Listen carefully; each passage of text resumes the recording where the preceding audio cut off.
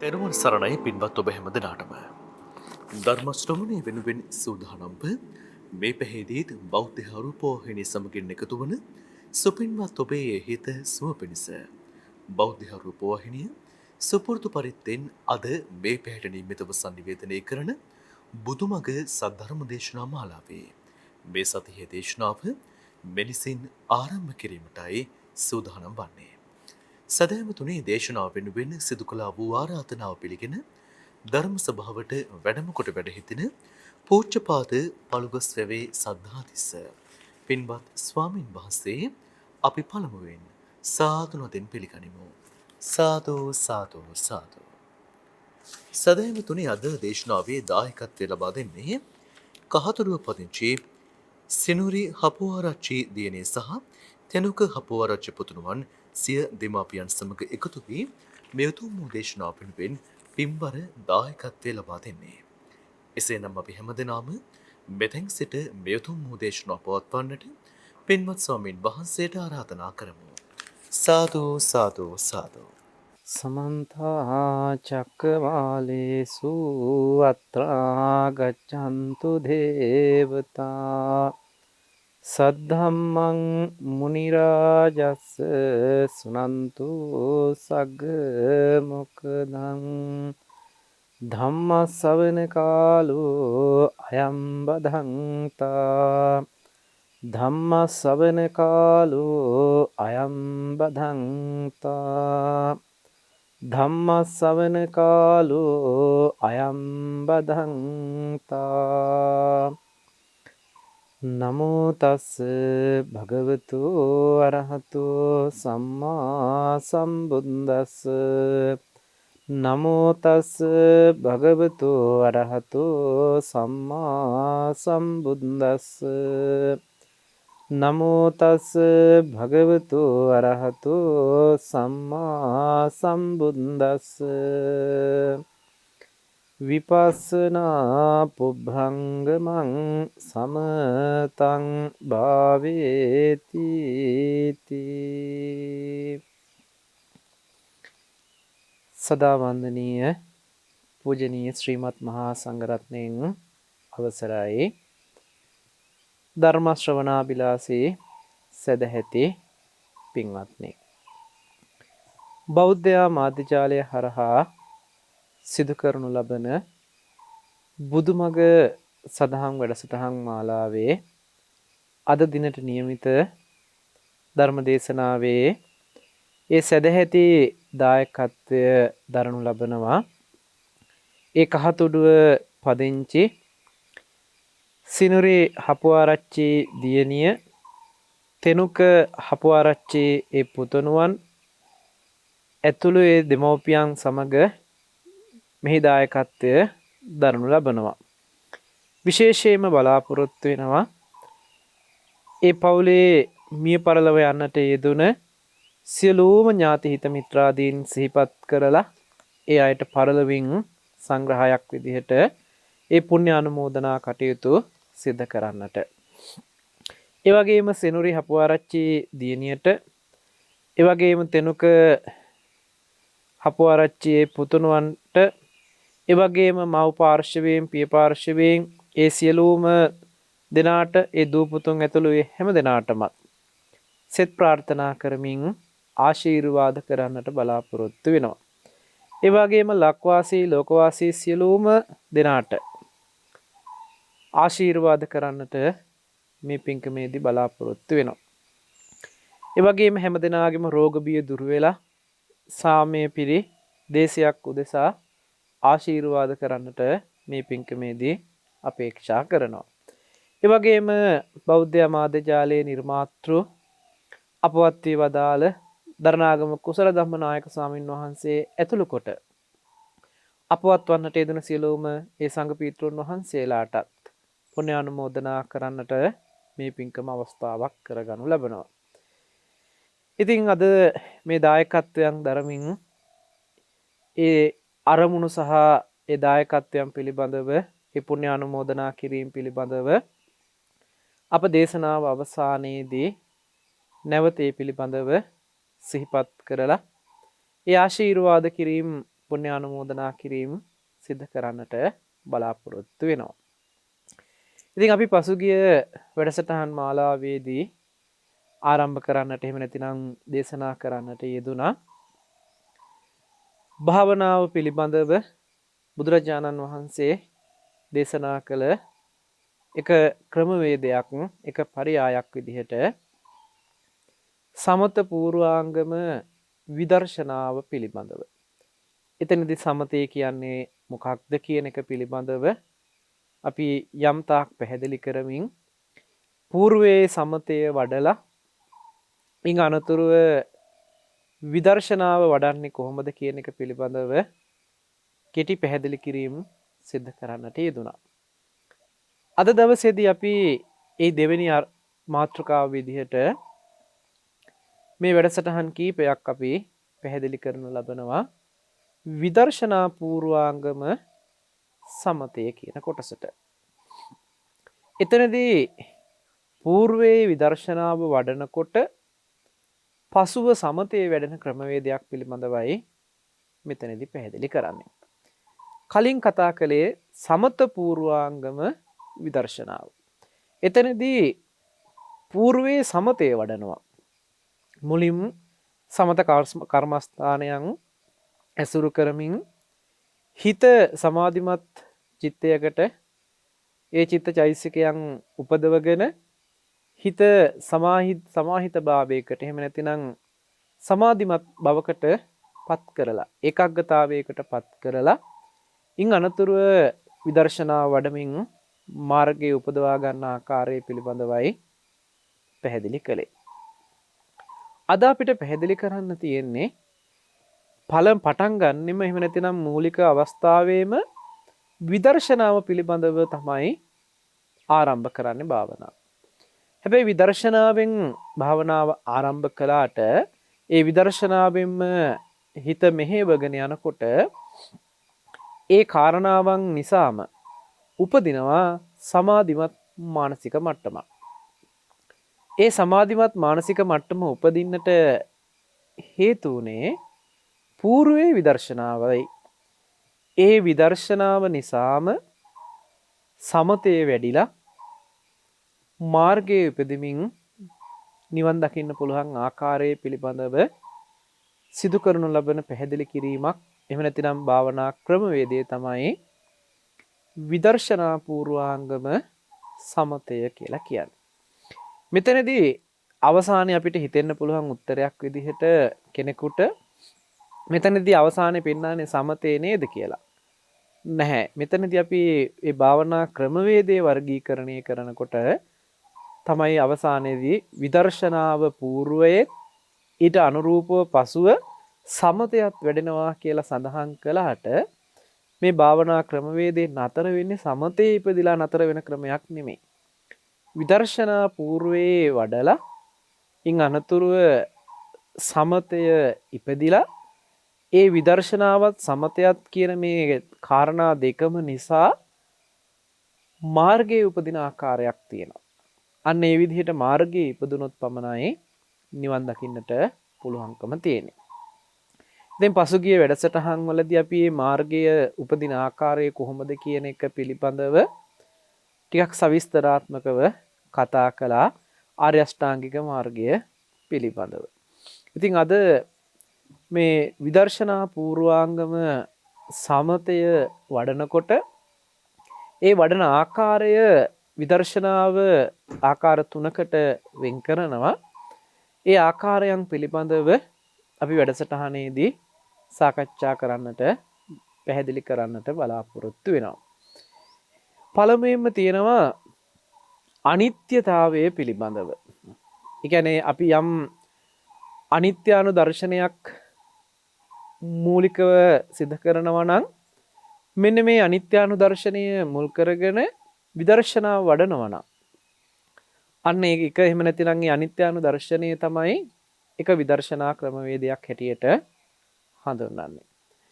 දුක්ඛතාවය පිළිබඳව දුක පිළිබඳව නුවණින් විමසනවා නම් මේකද විදර්ශනාවකට අයිති වෙන විදිහට විදර්ශනා ඥානයක් උපදවනවා කියන කාරණාවකට අයිති වෙනවා.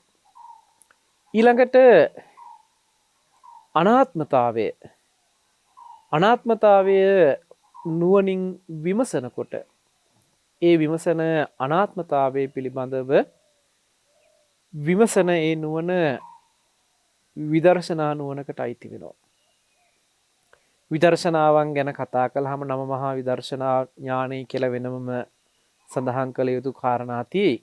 නමුත් අද දේශනාවේ ඒ තාක් ගැඹුරකට ඒ වගේ පැත්තකට යොමු කරන දේශනාවක් නොවන නිසා අනිත්‍ය දුක්ඛ අනාත්ම කියන මේ ලක්ෂණයන් මුල් කරගෙන විදර්ශනාව పూర్වයේ වඩමින් එයින් සමතේ ඉපදිලා මාර්ගයේ උපදින ආකාරය පිළිබඳව පැහැදිලි කරන්නට බලාපොරොත්තු වෙනවා.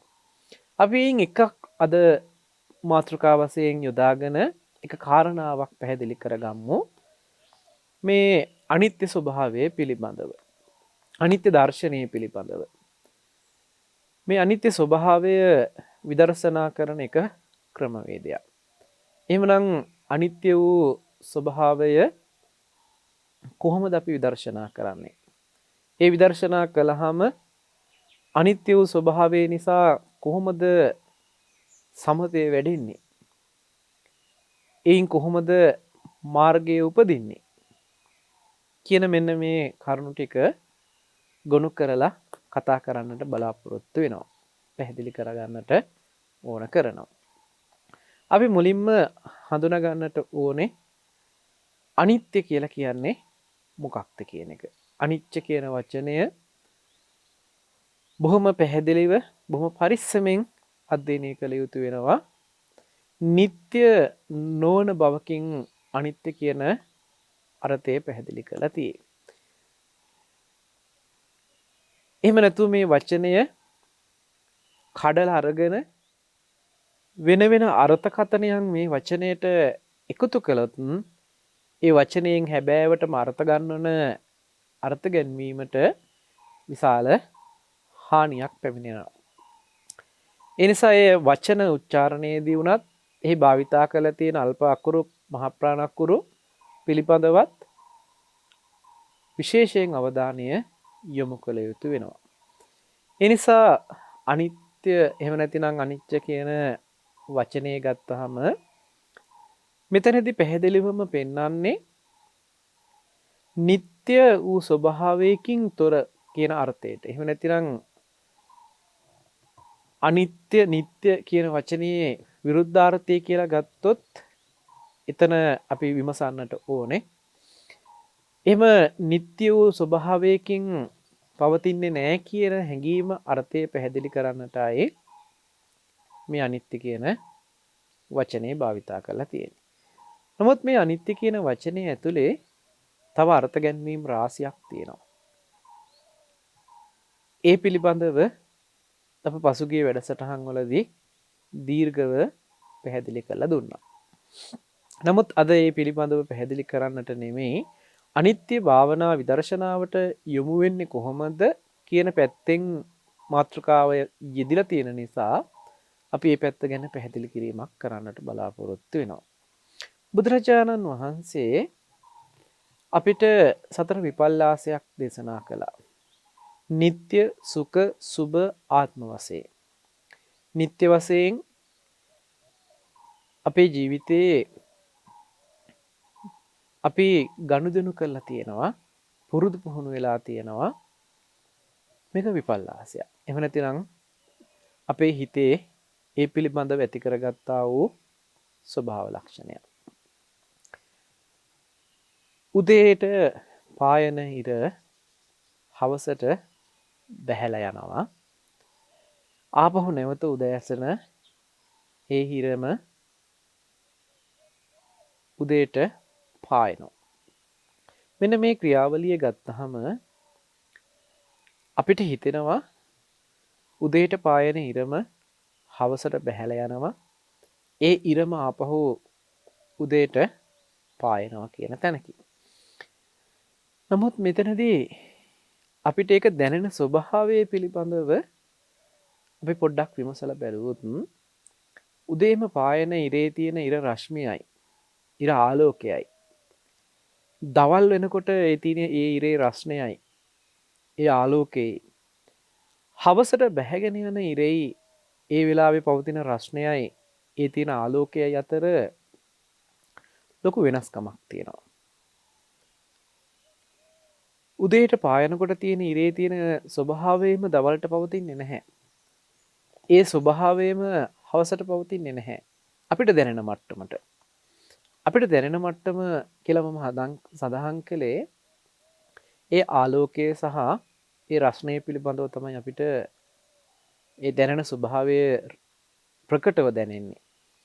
ඉතින් මේ ස්වභාවයේ වෙනස් වීම ගණනාවකට ලක් වෙනවා. ඒක ටිකෙන් ටික වෙනස් වෙමින් යනවා. නමුත් අපිට කාල පරාසය ටිකක් වැඩියෙන් සංසන්දනය කළොත් පැය ගණන් වලින් සංසන්දනය කළොත් අපිට ඒ කාල පරාසයේ සංසන්දනාත්මකව බලන නිසා අපිට තේරෙනවා කලින්ට වඩා වෙනසක් ඇති වෙලා කියලා. මෙන්න මේ වෙනස් වීම ඒ ස්වභාවයේ පැවතුන ස්වභාවය ටිකෙන් ටික වෙනස් වී යනවා නම් මේකට කියනවා විශේෂණ නමක්. මේ ස්වභාවය හඳුන්වනවා විශේෂ වූ නමකි. ඒ තමයි විපරිණාමයට පත් වෙනවා කියන එක. වෙනස් වීමකට ලක් වෙනවා කියන එක. මේ වෙනස් වීමකට ලක් වෙන්න සිද්ධිය වෙලා තියෙන්නේ, එහෙම වෙන්න පුළුවන්කම තියෙන්නේ මේ විපරිණාමයේ තුලත් අනිත්‍ය වූ ලක්ෂණය ඇතුළත් වෙලා තියෙන නිසා. නමුත් අද වර්තමානයේ ගොඩාක් පිරිස අනිත්‍ය කියලා කිව්ව ගමන්ම මෙන්න මේ වෙනස් වීම කියන කාරණාව තමයි අනිත්‍ය කියන තැනකින් අර්ථ ගන්නගෙන තියෙන්නේ. වෙනස් වීමත් අනිත්‍යයට අයිති ලක්ෂණයක්. හැබැයි වෙනස් වීම විතරක් අනිත්‍ය නෙමෙයි. එහෙම ගත්තොත් ලොකු වැරදීමක් වෙනවා. අර්ථයන් වැහිලා යනවා. විපරිණාමයත් අයිති වෙනවා. හැබැයි මේ විපරිණාමයේ තුල අන්තර්ගත වෙලා තියෙන ධර්මතාවය තමයි අනිත්‍ය ලක්ෂණය කියලා පෙන්වන්නේ. එහෙමනම් අපි භාවනා කරනකොට මම මේ උදාහරණය ගත්තේ ටිකක් රළු උදාහරණයක් නිසා. නමුත් අපි භාවනා කරනකොට විදර්ශනා විශේෂයෙන්ම විදර්ශනා භාවනා කරනකොට අපි යොදා ගන්න එක ක්‍රමයක් එක කමඨහනක් තමයි මේ කෙස්ලොම් නියදත් සම්මස්නහර ආදී මේ කුණුපයන් පිළිබඳව හොඳට අනිත්‍යතාවයේ බලමින් විදර්ශනා කරන බව. එතකොට විශේෂයෙන්ම බොහෝ පිරිසක් අතීතයේ පවා බොහෝ පිරිසක් හුරු වෙලා තිබුණා. මේ කෙස් ගහ අනිත්‍ය බලනකොට අපි එක උදාහරණයක් ගමු. මේ කෙස් ගහේ අනිත්‍ය ලක්ෂණය බලනකොට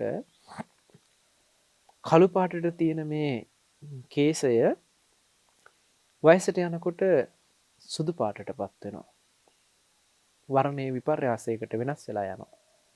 කළුව තිබුච්ච කෙස් ගහ සුදු වෙලා යනවා. ලස්සනට තිබුණ කෙස් ගහ දුරු වර්ණ වෙලා යනවා. පැලිලා යනවා. ගැලවිලා හැලිලා කැඩිලා යනවා. ආදී මේ විදිහට තරුණ කාලේ තිබුණ මේ කෙස් ගහේ ස්වභාවය වයසට මහලු බවට පත් වෙනකොට විශාල වෙනස්කම් ගණනාවකට භාජනය වෙනවා. මෙන්න මේ වෙනස් වීම.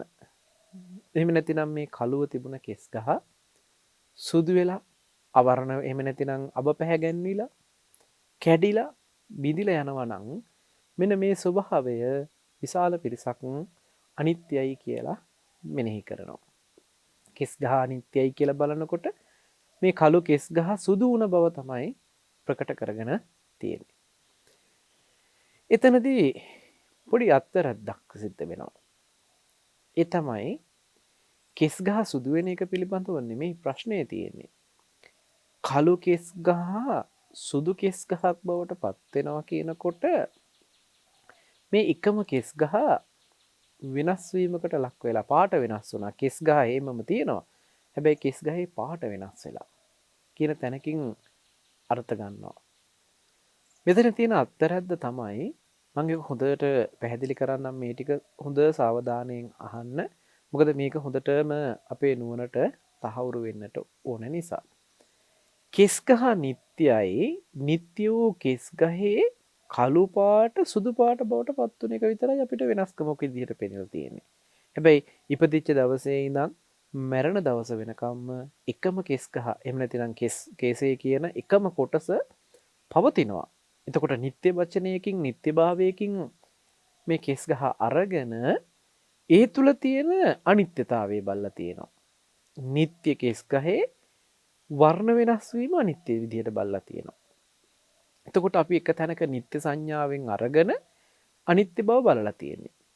මම මේ කියන අර්ථය ආපහු ගන්න පැහැදිලි කරන්නම්. කෙස් ගහ කියන එක නිත්‍ය බවකින් තියෙන එකක්.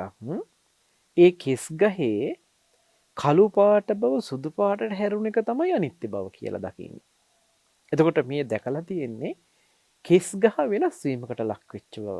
කෙස් ගහ නියතව තියෙනවා.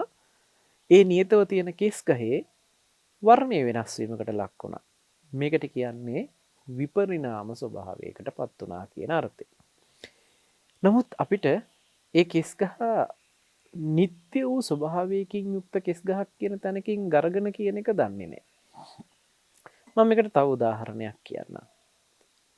ඒ උදාහරණය අපි ගමුකෝ මේ ඇහැ. අපි කියනවනේ මේ ඇහැ අනිත්‍යයි කියලා. ධර්මයේ තුල අපි මෙනෙහි කරනවනේ භාවනා කරනකොට. ඉපදුන දවසේ ඉඳන් මැරෙන දවස වෙනකම්ම මේ තියෙන ඇහැ ගත්තාම ඇහැ කියලා අපි අද ගන්නේ මසස. මේ ඇහැ වෙනස් වීම වලට ලක් වෙනවා. පෙනීම අඩු වේගන යනවා.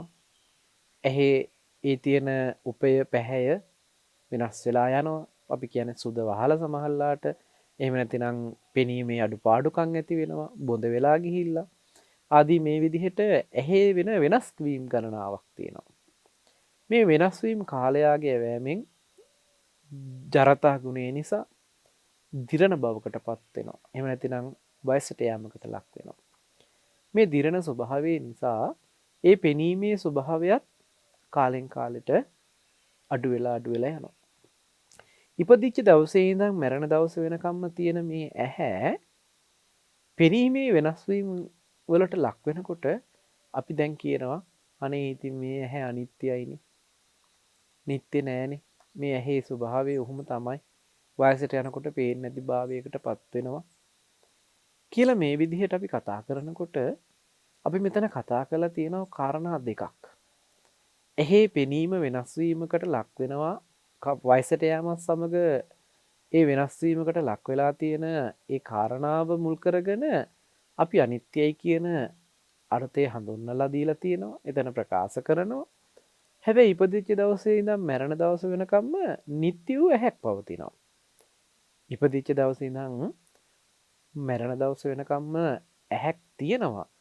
තියෙන ඇහැ තමයි පෙනීමේ දෝෂයකට ලක් වෙලා තියෙන්නේ. පේන්නේ නැති කෙනෙක් බවට පත් වුණා කියන වයසට ගිහිල්ලා. ඒ කෙනාටත් ඇහැ තියෙනවා. හැබැයි තියෙන ඇහැ දැන් පේන්නේ නැහැ. කියන තැනකින් තමයි අර්ථ අරගෙන තියෙන්නේ. එතකොට මේ ඇහි විපරිණාමය ගැන කතා කරනවා මිසක් ඇහි යථාර්ථ වූ අනිත්‍ය ස්වභාවය කතා කරනවා නෙමෙයි. මේක හොඳට තේරුම් ගන්නට ඕනේ. අපි ඇහැ අනිත්‍යයි කියලා කොච්චර මෙනෙහි කළත් නිත්‍ය වූ ඇහැක විපරිණාමය ගැන තමයි කතා කරලා තියෙන්නේ, බලලා තියෙන්නේ. එහෙමනම් මේ කාරණාව විසඳ ගන්නට ඕනේ. නිවැරදිව අනිත්‍ය දර්ශනය අපි මොකක්ද කියන්නේ කියන එක ගැන වටහා ගන්නට ඕනේ. නිත්‍ය නෑ කියන තැනකින් එහෙම නැතිනම් නිත්‍ය නොවන අර්ථයකින් අනිත්‍ය අර්ථ ගන්වීම තියෙනවා නම් අපිට හැම වෙලෙම හම්බ වෙන සංකත ධර්මතාවයන් සියලුම සංකත ධර්මයන් අනිත්‍ය ලක්ෂණයෙන් යුක්තයි. අනිත්‍යයි. එහෙමනම් සංකතයි කියලා කියන්නේ සකස් වුණ හේතු ප්‍රත්‍යයන්ගෙන් සකස් වෙච්ච සියලුම ධර්මතාවයන් නිත්‍ය ස්වභාවයකින් පණවන්න පුළුවන්කමක් ලැබෙන්නේ නැහැ.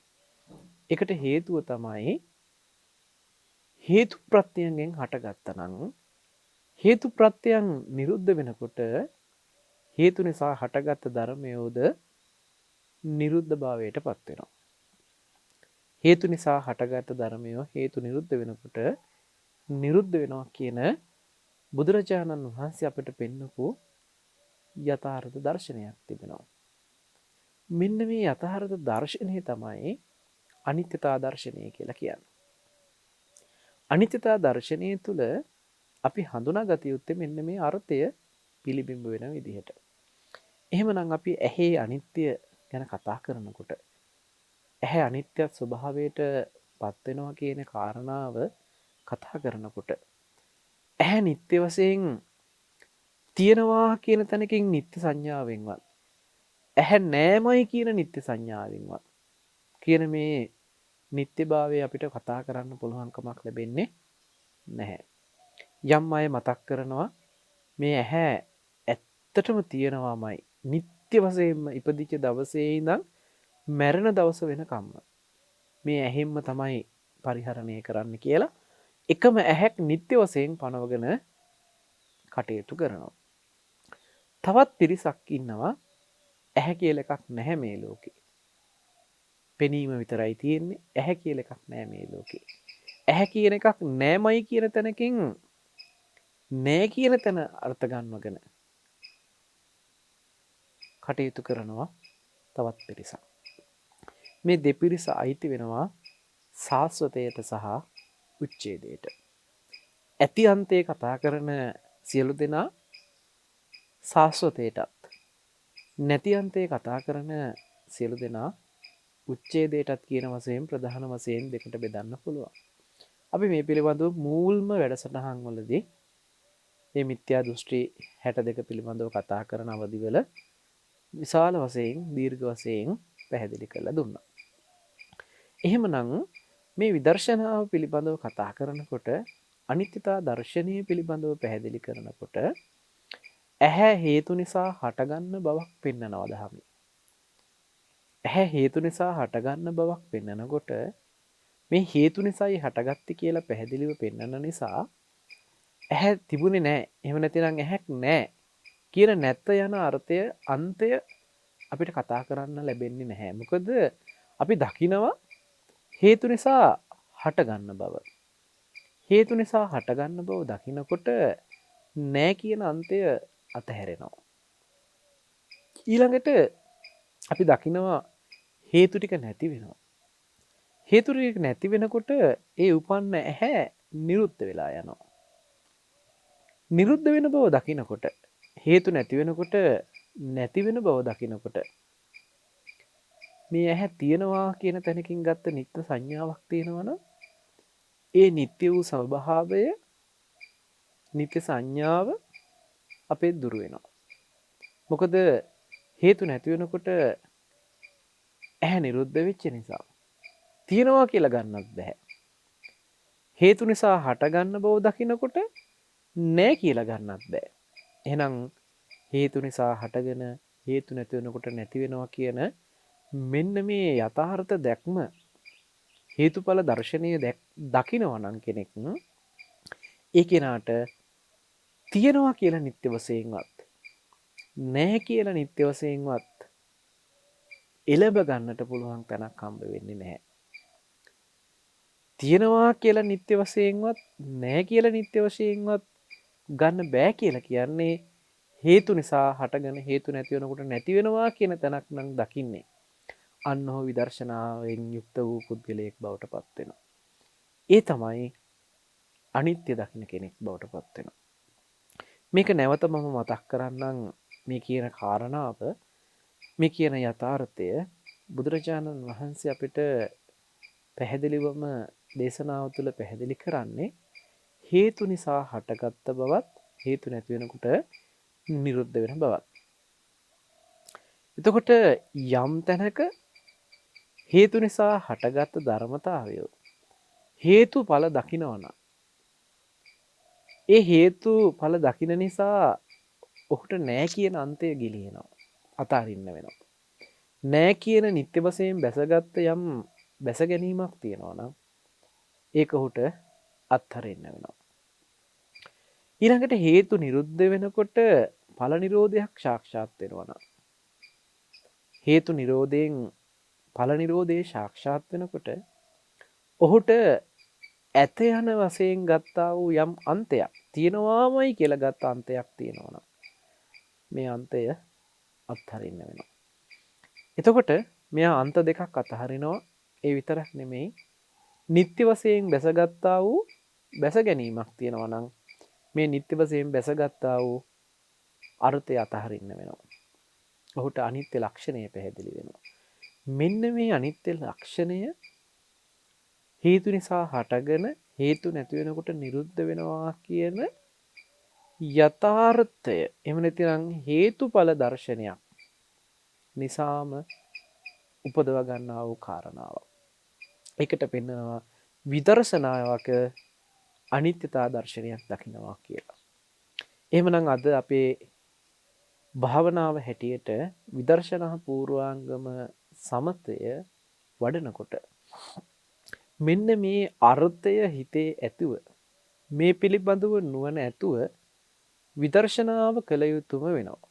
එහෙම නැතිනම් අපි ඇහැ කියන එක අරගෙන මේ ඇහි විපරිණාමයකට පත්වෙන ස්වභාවයේ පමණක් මෙනෙහි කරලා විපරිණාමයක් මෙනෙහි කළ යුතුයි. නමුත් විපරිණාමයේ පමණක් මෙනෙහි කරමින් නිත්‍ය සංඥාව තුළ අනිත්‍ය බලන තාක් යථාර්ථ වූ අනිත්‍ය ධර්මතාවය අපිට සාක්ෂාත් වෙන්නේ නැහැ. එහෙමනම් අපිට සිද්ධ වෙනවා මේ ඇහි අනිත්‍ය බලන්නට මේ පිළිබඳව විදර්ශනා වශයෙන් අනිත්‍යතා දර්ශනය මොකක්ද කියන එක මනවින් අවබෝධ කරගෙන මනවින් පැහැදිලි කරගෙන භාවනාවට යොමු වෙන්න. අපි ගත්තොත් ඇහැ කියලා කියන්නේ මොකක්ද? චක්කු. චක්කු කියලා කියන්නේ මොන වගේද කියන එක පිළිබඳව බුදුරජාණන් වහන්සේ මනමින් අර්ථකථනය කරනවා. මේ ආයතන පිළිබඳව චක්ක ආයතනය පිළිබඳව බෙදලා දක්වන තැන්වලදී විශේෂයෙන් විභංගවලදී වගේ ආයතන විභංගයේදී වගේ මේ ඇහැ කියලා කියන්නේ කොයි වගේද කියලා බෙදලා පෙන්නනවා. එතනදී පැහැදිලිව පෙන්නනවා අහුත්වාන සම්භූතං උත්වාන භවිස්සති කියලා. පෙර නොතිබීම හටගෙන ඉතුරු නැතුවම නැති වෙන ධර්මතාවයක් කියලා. මේකට හේතු ධර්මයෝ තියෙනවා. අවිද්‍යාව හේතු කරගෙන, කර්මය හේතු කරගෙන, තණ්හාව හේතු කරගෙන, ඒ වගේම ආහාර ප්‍රත්‍ය කරගෙන, කබලින්කාර ආහාරය ප්‍රත්‍ය කරගෙන මේ ඇහැ උපදිනවා. මේ උපදින ඇහි පැවැත්මට කබලින්කාර ආහාරය ප්‍රත්‍ය වෙලා තියෙනවා. අවිද්‍යා කර්ම තණ්හා නිසා උපදින මේ ඇහැ ආහාර ප්‍රත්‍යයෙන් ප්‍රත්‍ය කරගෙන යම් කාලයක් පවතිනවා නම් එහෙම පවතින මේ ඇහැ අනිදස්සනයි කියලා බුදුරජාණන් වහන්සේ පෙන්නනවා. අනිදස්සන සප්පටිගයි කියලා තමයි මේ ඇහැ පිළිබඳව අර්ථ ගන්නවන්නේ. අනිදස්සනයි කියලා කියන්නේ නිදර්ශනයක් දෙන්න පුළුවන් කමක් නැහැ.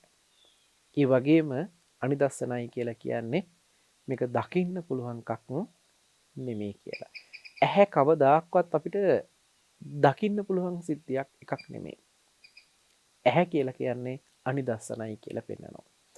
නමුත් අද වර්තමානයේ වෙනකොට අපි මේ ඇහැ දකින්න පුළුවන් එකක් බවට පත් වෙලා තියෙනවා.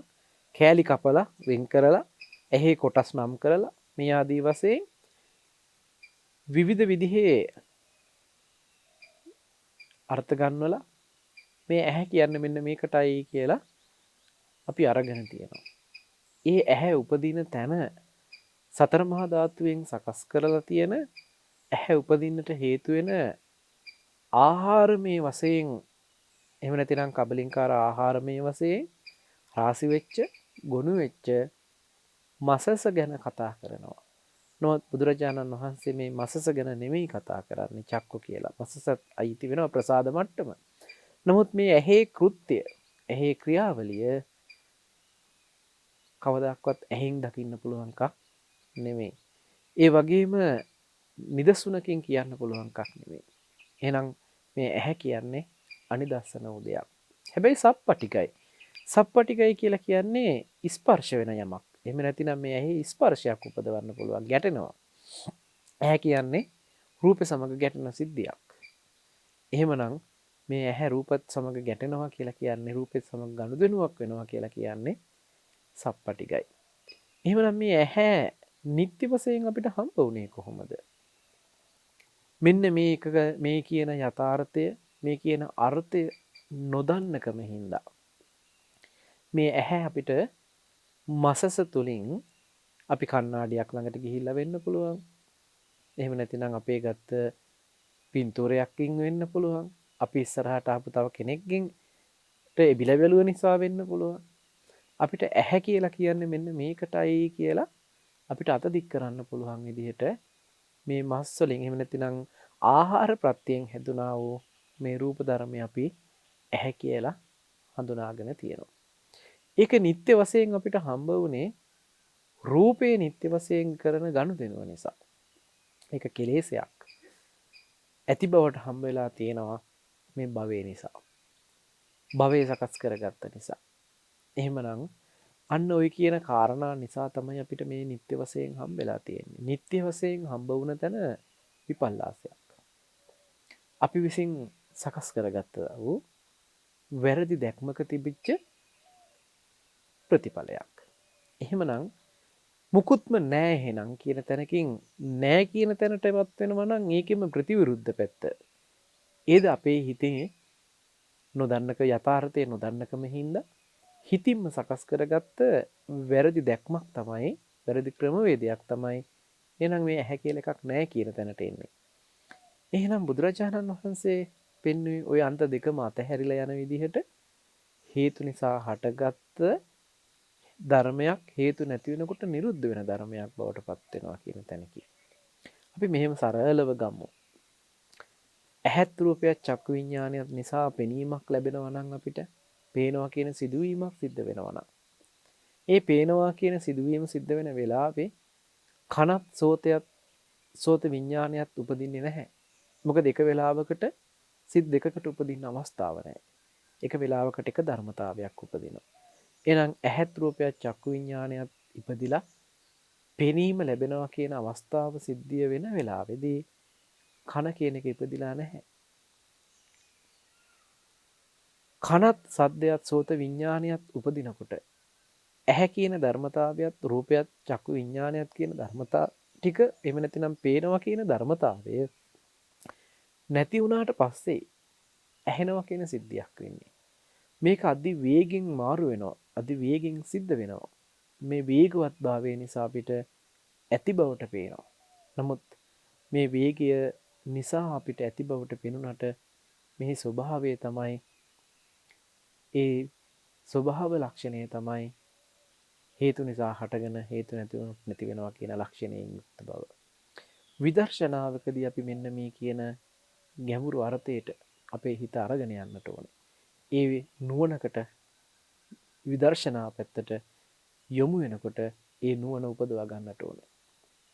ඒ නුවණින් තමයි අපි මේ ගනුදෙනු කරන්නේ. එහෙම නැතිනම් මේ විමර්ශනය කරන්නේ. හේතු නිසා හටගත්ත ධර්මය හේතු නැති වෙනකොට නිරුද්ධ වෙනවා නම් මේ නිරුද්ධ වීම තුල ඇති බවට ගත්ත හෝ නැති බවට ගත්ත හෝ අන්ත දෙකම දුරු වෙනවා නම් මෙන්න මේ ක්‍රමය තමයි නිවැරදි විදර්ශනාව. අපි මේ විදිහට ඇහැ පිළිබඳව ඇහැ හේතු නිසා හටගෙන හේතු නැති වෙනකොට නැති වෙනවා කියන යථා ස්වභාවය හොඳට නුවණැතුව විමසීම් කරනකොට කනේ ස්වභාවය, කන මේ විදිහයි කියන තැනකින් ශබ්දය, කනත් ශබ්දයත් සෝත විඥානයත් පිළිබඳව ශබ්දය ඇහෙන කාරණාවට හේතුනේ මේ ධර්මය. මේ හේතු වෙච්ච ධර්මය නිරුද්ධ වෙනකොට ඇහෙනවා කියන සිදුවීම නිරුද්ධ වෙලා කියලා මේ විදිහට ආයතනයක් පිළිබඳව හොඳට මනමින් අනිත්‍යතා ලක්ෂණය මෙනෙහි කරනවා නම් රූපේ පිළිබඳවත් ඒ වගේම ඒ ස්පර්ශය නිසා ඇතිවෙන වේදනාව පිළිබඳවත් ඊළඟට සංඥා සංකාර විඥානයන් කියන මේ ස්කන්ධ පංචකය පිළිබඳවම අපි අනිත්‍ය ලක්ෂණයෙන් යුක්තව මෙනෙහි කරනකොට ඒ මෙනෙහි කිරීම නිසාම, නිවැරදිව මෙනෙහි කිරීම නිසාම අපේ හිතේ නීවරණ ටික දුරු වෙලා හිත එකඟ භාවයකටපත් වෙනවා. හිත ඒකාග්‍රතාවයකට යොමු වෙනවා. හිතේ කතා කරන බව සංසිඳිලා හිතේ නොයෙකුත් විවිධ වූ අරමුණු වලට යන බව අඩු වෙලා මේ විදර්ශනා කරන අරමුණේම හොඳට නුවණැතුව ඒ විදර්ශනා කරන අරමුණේම හිත හොඳට යොමු වෙලා ඒ අරමුණටම හිත නැඹුරු වෙලා පවතිනකොට අන්නේ ස්වභාවය නීවරණ රහිත ස්වභාවයක් බවට පත් කරලා දෙනවා. දැන් මේ పూర్වයේ විදර්ශනාව වඩන කෙනාට දැන් වැඩිලා තියෙන්නේ නීවරණ දුරු වෙච්ච හිත ඒකඟභාවයකට පත් වෙච්ච මානසික මට්ටම. పూర్වයේ විදර්ශනාව වඩන කෙනාට අපරේ එහෙම නැතිනම් පසුව සමතේ වැඩිලා තියෙනවා. හිතේ එකඟභාවය එහෙම නැතිනම් නීවරණ රහිත වූ මානසක් ඒකග්ගතාවයකට පත්වීම සමතේ හැටියට අපි හඳුනාගත්තා. එහෙමනම් දැන් විදර්ශනාව මෙනෙහි කිරීම තුළින් විදර්ශනාව නුවණින් වැඩිම තුළින් పూర్වයේ විදර්ශනාව වඩන්න අපරේ එහෙම නැතිනම් පසුව සමතේ වැඩෙන්න පටන් ගන්නවා. වෙනම සමත කමඨහනක් කරමින් වෙනම සමත භාවනාවක් කරමින් ඒකේනා නීවරණ දුරු කර ගැනීම පිණිස හිත එකඟ කර ගැනීම පිණිස වෙන කිසිදු ක්‍රමවේදයක් උපක්‍රමයක් භාවිතා කළේ නැහැ. එයා කළේ එකම දේ තමයි අනිත්‍ය ලක්ෂණය හොඳට නුවණින් මෙනෙහි කරපු එක. මෙනෙහි කරන්න ඒ පිළිබඳව ගැඹුරට නුවණැතුව මෙනෙහි කරගෙන යනකොට ඒ කරපු ක්‍රියාවලියම ඒ නුවණැතුව මෙනෙහි කිරීමම අයිති වෙනවා විදර්ශනා ක්‍රමවේදයේ තුල හිත එකඟ වීම පිණිස නීවරණ දුරු වීම පිණිස යොමු කරපු ක්‍රමවේදයක් විදිහට. పూర్වයේ විදර්ශනාව වඩමින් කටයුතු කරපු මේ කෙනාට දැන් වැඩෙන්නේ වඩනකොට වැඩිලා තියෙන්නේ සමතංග ටික. නීවරණ ටික දුරු වෙලා විවිච්ඡේව කාමයේ විවිච්ඡේව අකුසලයේ ධම්මේ කාමයන්ගෙන් වෙන් වෙලා අකුසල ධර්මයන්ගෙන් වෙන් වෙලා හිත නැඹුරු වෙලා තියෙනවා කුසල අරමුණක විදර්ශනා ඥාන දර්ශනයට නැඹුරු වෙලා. මේ විදර්ශනා ඥාන දර්ශනයේ අනිත්‍ය දර්ශනයට නැඹුරු වෙලා තියෙනවා. ඒ නැඹුරු වීම තුළ ඒ කෙනාගේ මානසික මට්ටම උපදවලා තියෙනවා සමතය. විදර්ශනා පූර්වාංගම සමතය කියලා කියන්නේ ඔන්න ඔය ක්‍රමයට పూర్වයේ විදර්ශනාව වඩමින් කටයුතු කරනකොට පසුව සමතේ වැඩෙන විදිහේ අර්ථයටයි. ඉතින් මේ විදිහට යම් කෙනෙක් භාවනා කරනවා නම් ඒ භාවනා ක්‍රමවේදය හඳුන්වන්නේ විදර්ශනා පූර්වාංගම සමතය කියලා. මේ විදිහට කරනකොට සමාධිමත් හිතක් බවට පත් වෙලා නීවරණ දුරු වෙච්ච හිතක් බවට පත් වෙලා අර මෙනෙහි කර හිටපු විදර්ශනාවෙන් අනිත්‍ය වූ ලක්ෂණය තව ප්‍රකට වෙනවා. මොකද ඒ සමාධිය මේ ප්‍රඥාවට උපකාර කරනවා නැවත. කරන්නේ ප්‍රඥා භාවනාවක්. ඒ නිසා වැඩෙන්නේ සමාධිය. නැවත මේ උපදින සමාධිය අර වඩන ප්‍රඥා භාවනාවටම උපකාරක ධර්මයක් වෙනවා. එතකොට මේ සමාධිය නැවත ප්‍රඥා භාවනාවට උපකාර ධර්මයක් වෙනකොට මේ කෙනාට හොඳට යථාර්ථය මනමින් වැටහෙන විදිහේ දර්ශනීය උපදිනවා. දිට්ඨාර්ථයෙන් දර්ශනීය උපදිනකොට ඒ සම්මා දිට්ඨියක් බවට පත් වෙනවා. මොකද සම්මා දිට්ඨිය උපදින මාර්ගයේ උපදින ක්‍රමවේදයේ විදිහටයි. ඉන් අනතුරුව ආර්ය අෂ්ටාංගික මාර්ගයේ ඉතිරි අංග ටික පිළිවෙලින් උපදිනවා. ඒ යථාර්ථ ස්වභාවය හේතුඵල ස්වභාවය ඒ වගේම වැරදිලා තිබුණේ කොහොමද? එය නිවැරදි වෙන්න ඕනේ කොහොමද කියන තැනකින් මේ චතුරාර්ය සත්‍ය දර්ශනය අවබෝධ වෙන්න පටන් ගන්නවා. ඒ චතුරාර්ය සත්‍ය දර්ශනයේ නිරෝධය සාක්ෂාත් වෙනවා. ඒ වගේම මාර්ගය උපදිනවා. මාර්ගය වඩන්නට පුළුවන්කම ලැබෙනවා. ඒ විදිහේ මඟ වඩනකොට උතුම් වූ ආර්ය දර්ශනයකට ආර්ය භාවයකට තමන්ගේ මනස හසුරුවන්නට උපකාර කරගන්න පුළුවන්කම ලැබෙනවා. ඉතින් මේ විදිහට තමයි දහමේ අපිට විදර්ශනාව పూర్වයේ සමතේ අපරේ වැඩෙන විදිහ පිළිබඳව පැහැදිලි කරන එක කාරණාවක් අපි කතා කළේ අනිත්‍ය දර්ශනය පිළිබඳවයි. ඒ නිසා හැම දෙනෙක්ම මේ අනිත්‍ය දර්ශනය පිළිබඳව විශේෂයෙන්ම කටයුතු කළ යුතු වෙනවා. විශේෂයෙන්ම තේරුම් ගත යුතු වෙනවා. තියෙන දේක වෙනස් වීම විතරක් අනිත්‍ය විදිහට දකින්නට එපා. ඒ ඇති බවට හම්බ වෙලා තියෙන හේතු නිසා හටගත්ත බවකින්මයි. ඒ නිසා අපි හොඳට මේ පිළිබඳව අධ්‍යයනය කරනකොට මේක මම විශේෂණය කරලා ඔබට මතක් කරනවා.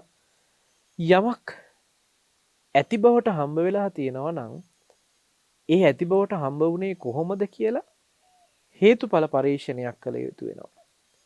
කුමක් හේතු කරගෙනද මෙහෙම ලැබිලා තියෙන්නේ?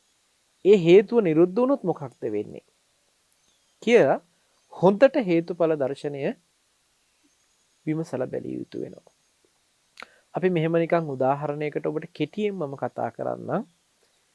අම්මයි තාත්තයි හේතුවෙන් දරුවෙක් උපදිනවා නම් ඒ උපදින දරුවා උපදින්න හේතු උනේ අම්මා තාත්තා නම්.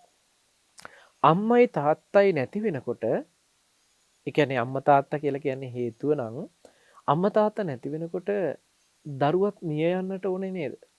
ඒ හේතුව නැති වෙනකොට ඵලය නැති වෙනවා කියන තැනකින් අම්මා තාත්තා මැරෙනකොට දරුවා මිය යනවද? නෑ, අම්මා තාත්තා ජීවත් වෙලා ඉද්දි දරුවා මිය යන අවස්ථාවල් තියෙනවා. අම්මා තාත්තා මිය ගිය අවස්ථාවල් තියෙනවා, දරුවෝ ඕන තරම් ජීවත් වෙලා ඉන්න අවස්ථාවල් තියෙනවා. එහෙමනම් ඒ කියන තැනකින් හේතුඵලය දකින්න එපා. මොකද අපිට ඕන තැනකින් හේතුඵල දකින්නවා කියන තැනකින් හේතුඵල දැක්කට බුදුරජාණන් වහන්සේ පෙන්නන යථාර්ථය එතන නෙමෙයි. යම් කෙනෙක් උපදින්නේ අම්මා තාත්තා නිසා කියලා අපි රළු වශයෙන් මේ දකින්නේ. හැබැයි උපදින්නට හේතු වෙලා තියෙන්නේ ජාති කියන ධර්මතාවය ඇති උනේ කුමක්ින්දද කියලා බලන්න. තණ්හා උපාදාන භවපච්චයා ජාති කියලා පෙන්වන්නේ.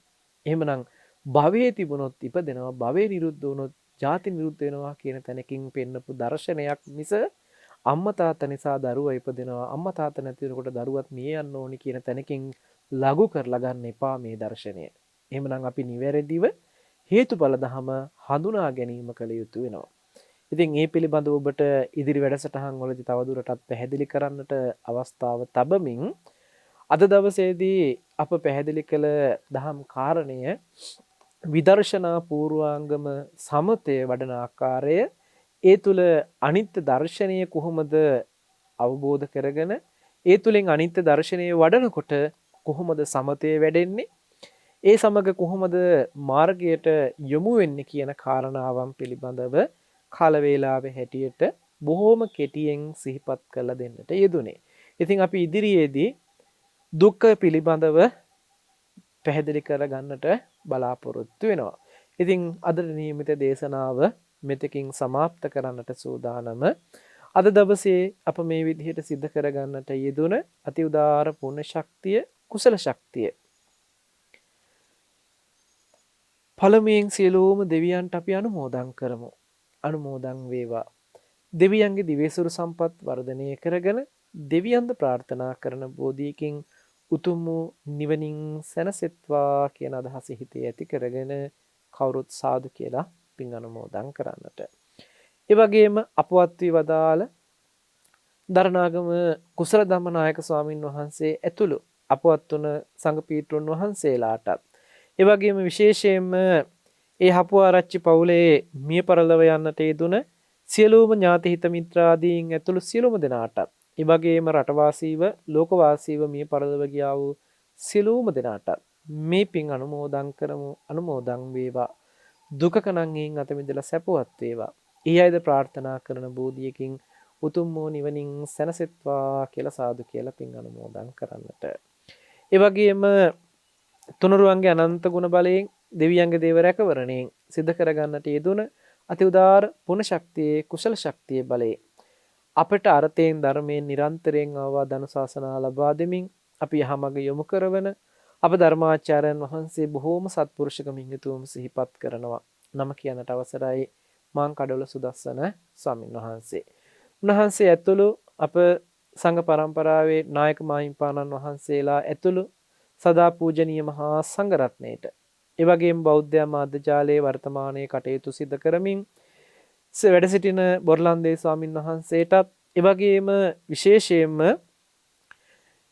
මෙහි දායකත්වයේ දරනු ලබන කහතුඩුව පදිංචි ඒ සිනුරේ හපුආරච්චි දියණියට තෙනුක හපුආරච්චි ඒ පුතුණුවන්ට ඒ වගේම මේ දෙමව්පියන් ඇතුළේ පවුලේ සියලුම දෙනාට ඒ වගේම ලක්වාසී ලෝකවාසී සියලුම දෙනාට කාය චිත්ත පීඩාවකින් තොර නිරෝගීභාවය දිගාසිරි සම්පන්නිය ලබන්නට ඒ වගේම උතුම් වූ ධර්මානුකූල ජීවිතයක චතුරාර්ය සත්‍ය ධර්මය අවබෝධ කරගෙන නිවනින් සැනසෙන්නට මේ සියලු පුණ්‍ය ධර්මයේ උතුම් පාරමිතා ධර්මයක්ම වේවා කියලා සාදු කියලා ප්‍රාර්ථනා කරන්නට. ආකාසට්ඨා ච බුම්මට්ටා දේවා නාග මහිද්దికා පුඤ්ඤන්තං අනුමෝදිත්වා චිරං රක්칸තු ලෝක සාසනං. ආකාසට්ඨා ච බුම්මට්ටා දේවා නාග මහිද්దికා පුඤ්ඤන්තං අනුමෝදිත්වා චිරං රක්ඛන්තු දේශනං. ආකාසට්ඨා ච බුම්මට්ටා දේවා නාග මහිද්దికා පුඤ්ඤන්තං අනුමෝදිත්වා චිරං රක්ඛන්තු ත්වං සදා. හැම දිනාටම තෙරුවන් සරණ ප්‍රාර්ථනා කරනවා. සාදු සාදු සාදු. සදහැවතුනි බෞද්ධ රූපවාහිනී නාලිකාව පින්වත් ඔබ වෙනුවෙන් සුපුරුදු පරිද්දෙන් මේ පැයට නියමිතව සංනිවේදනය කළ බුදුමග සද්ධර්ම දේශනාව මෙලෙස නිමාවට පත්වන්නේ. නිමාවට පත් වූ දේශනාව පවත්වාවතහල පූජ්‍යපාද පළුගස්වැවේ සද්ධාතිස්ස පින්වත් ස්වාමින් වහන්සේට නිදුක් නිරෝගී චිරජීවනයේම සැලසේවා. සාදු සාදු සාදු. ඒ උතුම් වූ ප්‍රාර්ථනයත් සමගින් යලිත ලබන සතියේත් ඔබ හමුවන බලාපොරොත්තුවෙන් බුදුමග සද්ධර්ම දේශනාව මෙලෙස නිමාවට පත්වනවා. සුපින්වත් ඔබ හැම දිනාටමත් තෙරුවන් සරණයි.